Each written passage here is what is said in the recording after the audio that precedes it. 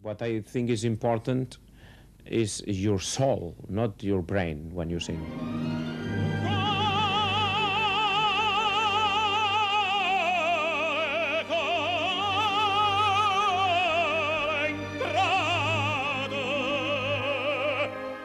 José Carreras has been singing from his soul since boyhood. I've traveled each and every highway. He can bring tears to the most famous blue eyes in the world. Even his fellow divos, Pavarotti and Domingo, agree. There is no other tenor today who sings with the sheer emotion of José Carreras. The final curtain. No, there's no argument. They've all considered José as the musical conscience of the three of them.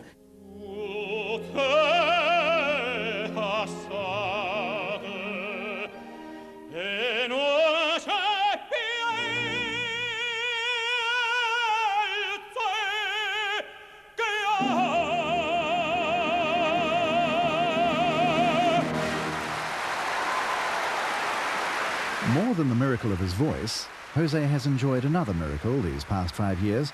Ravaged by leukemia 6 years ago, he fought back against 10-to-1 odds of survival, helped above all by his determination to sing for the world again. And that insatiable desire to sing is finally bringing him to New Zealand. His resolve to abandon a workaholic lifestyle following his brush with death hasn't survived the relentless demands upon his voice. After a certain, extremely severe, difficult period in somebody's life, you think you have become very wise, and you are going to plan and to do things in a very intelligent way from then on. But men are men, and we go back to many of the same mistakes we did before. I do not sing and I do not perform as much as I did before, that's for sure. With a song in my heart, I'll behold your adorable face. So what gives Carreras' singing its special magic? This unashamedly romantic man says that heart is where the song must be. When you hear in a singer, oh, what a wonderful technician he is, it's not my cup of tea. I want to hear in a singer the emotions. Singing is, first of all, has a lot to do with emotions and feelings. And with the words, we can, and together with the music, of course, but with the words we can try to give the right meaning to every phrase. And probably I follow this kind of type of singers, what the Italians call dicitore, that they almost make love with the words. And Sinatra, talking about Sinatra now, and another complete different field, is one of those. Mario Lanza was one of those. Giuseppe Di Stefano is one of those. And this, what I always said, well, what do you like to bring to an audience? I would like to bring to an audience what I feel when I hear one of these people singing. Emotions, feelings. It's that pure emotion which moves José's own idols so deeply when they in turn hear him sing. I did it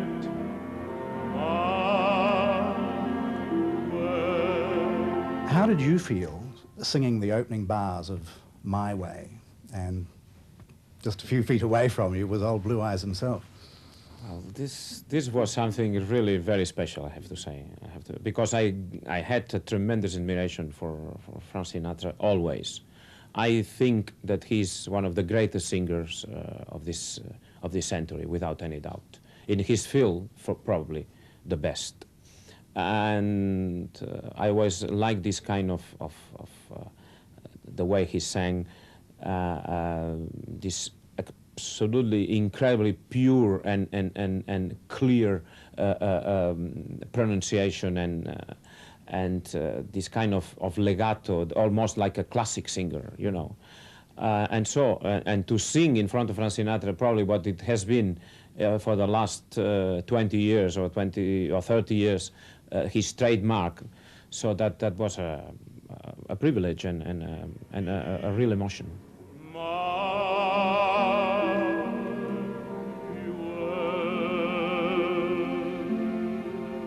José's way was Mario's way. It was the great movie star and opera singer Mario Lanza who first inspired the young Carreras to become a singer. La donna immobile, qual piuma al vento.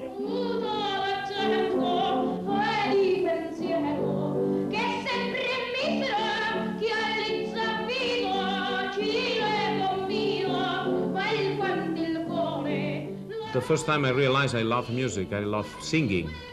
I was 6 years old, and I went to see a beautiful movie called The Great Caruso, featuring Mario Lanza. And since that moment, I wanted not only to become a singer, and more than a singer, an operatic singer. I mean, a boy 6, 7 years old singing La Donna Immobile for 16 hours a day in the bathroom. I think what Mario Lanza did to our generation of people was extraordinary, and he was for sure the first artist who crossed this road from an operatic tenor to a popular singer, and in a fantastic way.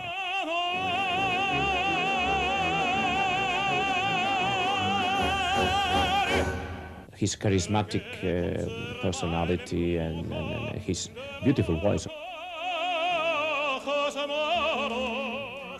It was electric for me, and probably, if I'm an opera singer, it's thanks to Mario Lanza.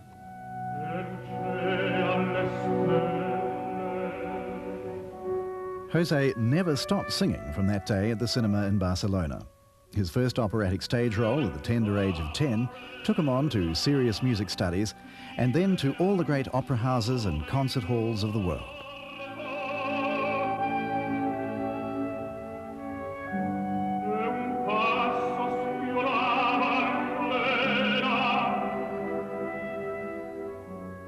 But in 1987, the music almost stopped.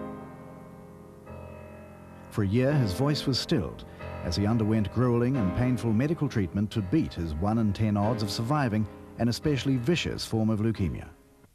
I have green light from the doctors to do whatever I feel like doing in life. I'm out of any treatment or therapy. I'm out of any limitation in personal or professional basis.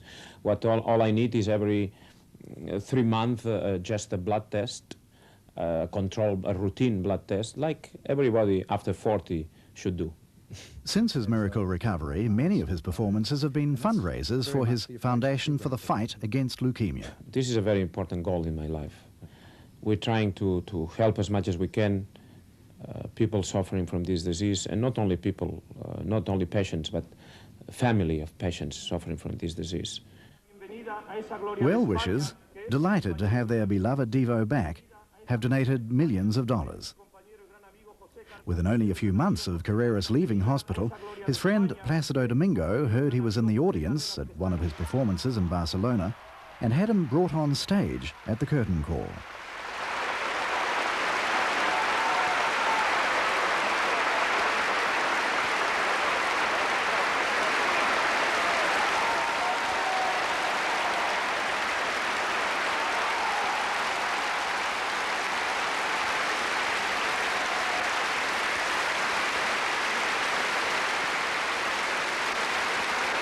Carreras was back. He spent time with his children, daughter Julia and son Alberto, as he recovered. I'm happy to say that I have a fantastic relation with my kids, and with my boy it's true, real fanatics of football and of course Barcelona, which is our home and our team.